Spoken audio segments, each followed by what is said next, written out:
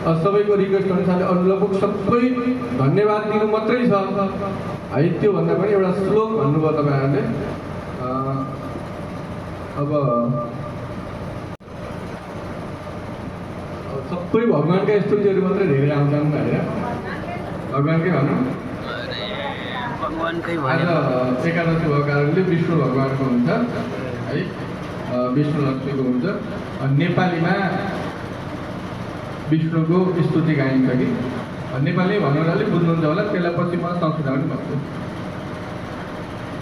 छिरै सागरमा तनागहरूको सैया गरेका हरि, पाओ निज लक्ष्मी सेवन गरी, बसिन्ति भक्ति गरी। नीलो वर्ण कोमलांग रूपका, मुखै हसिलो गरी।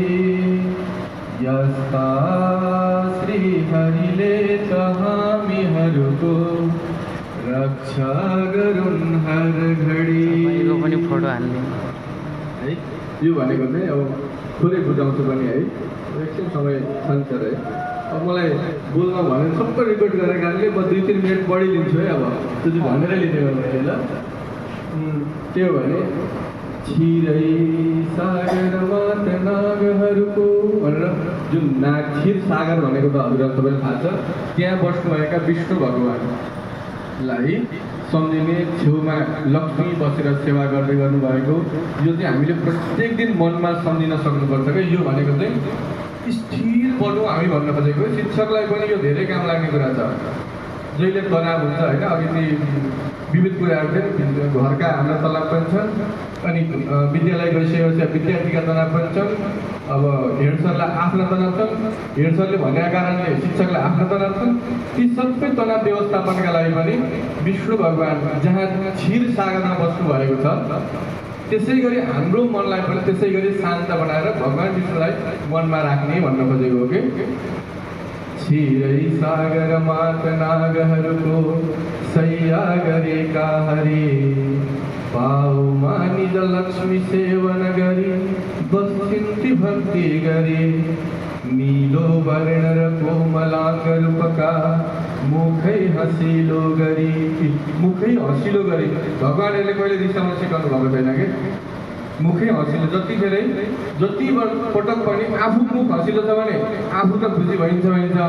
अर्काको गाडी गएर तपाईँ मुसुक्क मुस्काइदिनु भने त्यो पनि बाध्यताले हाँस्न बाध्यता हुन्छ कि। र कक्षा कोठामा बस्दा पनि मुसुक्क मुस्काएर बस्यो भने विद्यार्थी पनि हाँस्न बाध्यतात्मक अवस्थामा आउँछन् कि। त्यो भन्न खोजेको विष्णु भगवानले सिकाएको यी दुई कुरा याद गर्नुहोस्। एउटा शान्त हुने, अर्को मुसुक्क मुस्कुराउने। यो भयो भने सिकाइलो अझ बढी प्रभावकारी हुन जान्छ। ठिक छ, यो नेपालीको भयो मैले भने। अर्को लास्ट हो यो विष्णुकै भन्छु है, आज एकादशी भएका कारणले त्यही शान्ताकारम नै छ है। शान्ताकारं भुजगशयनं पद्मनाभं सुरेशं, विश्वाधारं गगनसदृशं, मेघवर्णं शुभांगं, लक्ष्मीकान्तं कमलनयनं, योगिभिर्ध्यानगम्यं, वन्दे विष्णुं भवभयहरं, सर्वलोकैकनाथं।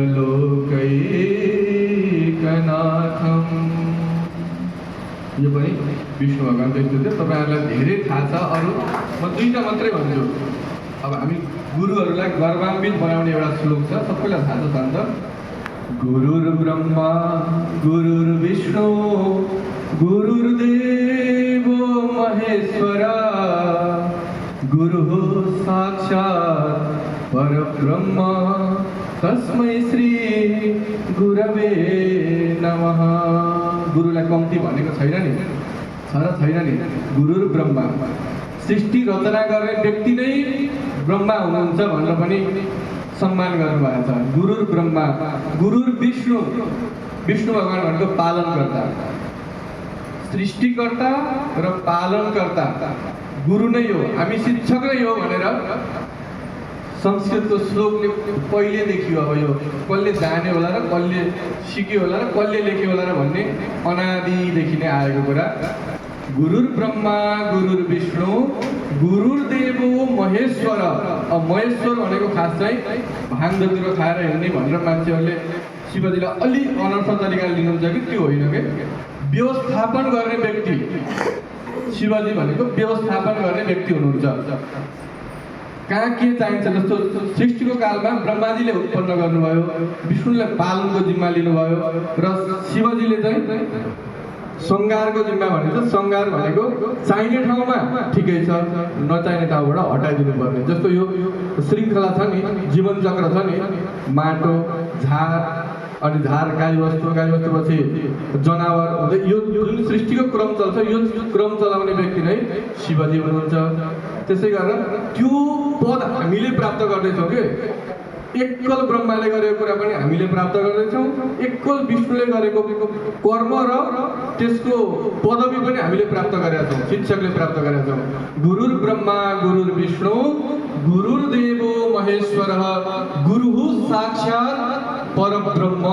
परब्रह्म भनेको हामीहरूले मान्ने एक मात्र ब्रह्म, जे हामी ईश्वर मान्छौँ उहाँ नै हामी हौ भनेर सबैले प्रार्थना गरिरहनु भएको छ दिनदिनै। जुन क्षेत्रबाट भए पनि हामी शिक्षक मात्रै भन्न खोजेको त होइन, तर पनि हामी शिक्षक भएको ठाउँमा बस्दाखेरि हामीले त्यो लिन सक्यौँ भने हामी गर्वान्वित भएर कर्म गर्न सक्छौँ, कर्मको फल दिन सक्छौँ। हामीले गलत गर्न मिल्दैन त, ब्रह्माजीले गलत गर्ने हो भने सृष्टि राम्रो हुन्छ त, विष्णुले गलत गर्ने हो भने पालन